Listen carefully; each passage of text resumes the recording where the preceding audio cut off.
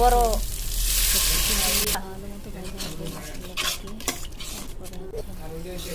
হলুদ দিয়ে 1 চা চামচ, মরিচ, লবণ 2 চা চামচ দিয়ে ভালো মতো কষিয়ে নেব। মশলাটাকে টমেটো দিয়ে দিয়েছি।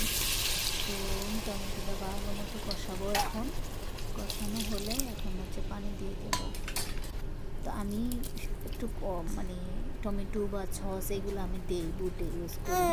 আর হচ্ছে আলু দিয়ে দেবো। এখন ভালো মতো মরিচা সুন্দর করে আলু দিয়ে দিচ্ছি। তো এখন এই আলুটাকেও ভালো মতো কষিয়ে নেব।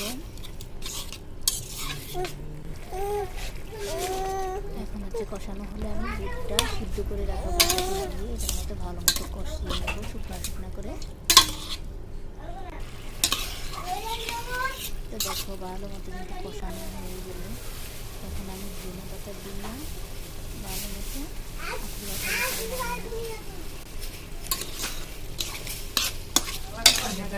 এগুলো তোমাদের কেমন লাগে অবশ্যই জানিও। আমার রান্না কিন্তু শেষ। আল্লাহ হাফেজ।